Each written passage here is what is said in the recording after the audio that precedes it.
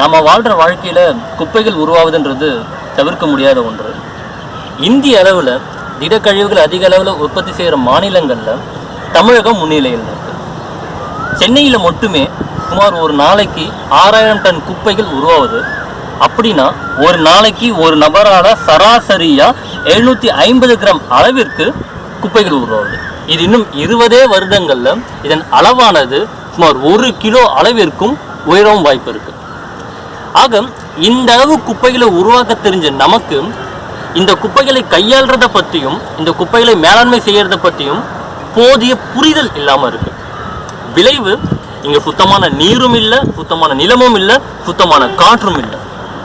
ஆக நமக்கு வேண்டாம்னு வீசி எறிகின்ற குப்பைகளால் நம் இயற்கையானது தொடர்ச்சியாக கற்பழிக்கப்பட்டு வருது.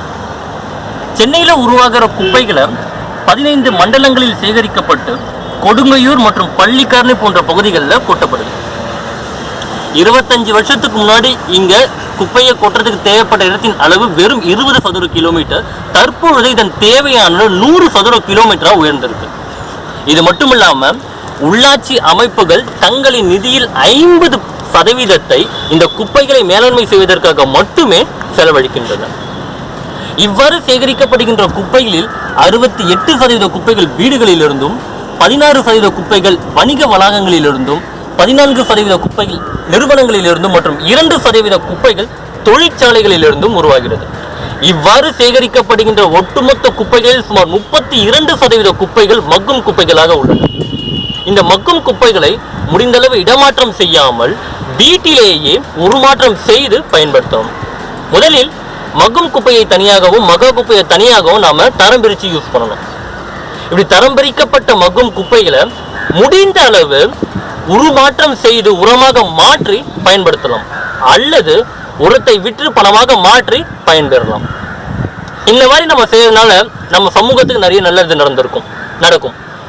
என்னென்ன அப்படின்னா, 1, குப்பைகளை ஒரு இடத்திலிருந்து இன்னொரு இடத்துக்கு கொண்டு போற அளவானது குறையும். 2வது, நிலம், நீர், காற்று மாசுபாடு குறையும். 3, குப்பைகளை சேகரிக்க தேவைப்படுற இடத்தின் அளவு குறையும். 4, இந்த குப்பைகளை மேலாண்மை செய்வதற்காக ஆகும் செலவும் கணிசமாக குறையும்.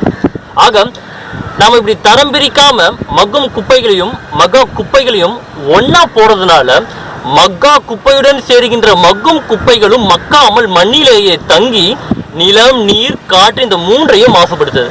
ஆக அடுத்த முறை நம்ம கையில இருந்து ஒரு குப்பைகள் உருவாகுது அப்படின்னா அந்த குப்பையை நம்ம சரியா கையாளுறோமா அப்படின்றத நம்ம புரிஞ்சிருக்கணும். ஸோ தரம் பிரிப்போம், குப்பைகளை மேலாண்மை செய்யற நம்ம விஷயம் தெரிஞ்சிருக்கணும். நன்றி.